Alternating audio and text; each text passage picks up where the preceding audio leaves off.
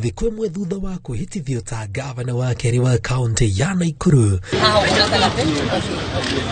Gavana Susan Kihika ambĩrĩirie wĩra na kũroka ceceni ya gũkua na kũiga athii ya KFA kwa Jack na Kingdom Seekers na kwĩrĩra onjoria rũhonge-inĩ rwa ũkui wa mũingĩ mũbango wa thirikari kũnina ngucanio ĩrĩa ĩkoretwo ho itemi-inĩ rĩa thirikari kweheria ngari cia matatũ taũni thĩinĩ. And we want to make sure that we do it right, that we get it right, that we leave the town quite organized and orderly, but at the same time take care of those in the transport sector. Some may remain where they are, but with facilities put up, or some will be moved and that sort of stuff. But let me not run too far ahead and just say that the task force will get us streamline that and get that done in an orderly manner.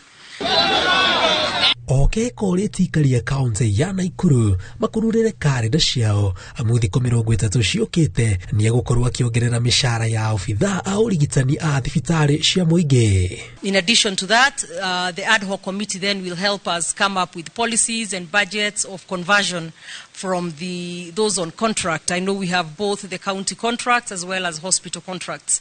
So there will be conversion into permanent and pensionable, and we are going to do it properly.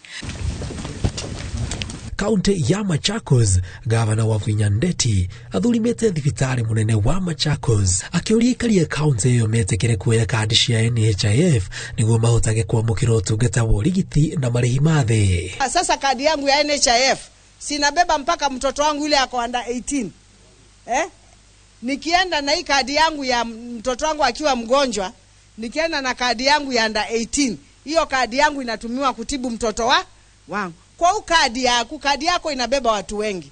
Tunaelewana? Ishara-inĩ rĩake rĩa mũthenya wa kerĩ kĩrũmanĩrĩrio thibitarĩ-inĩ ũyũ wa Vinyandeti ugĩte nĩ mambĩkĩte mĩtaratara ya gũtigĩrĩra thibitarĩ ciothe cia Machakos ciĩna ndawa na macini cia kũrigita na gũthima mĩrimũ ĩtiganĩte iria irathũkĩte nĩ ciathondekwo.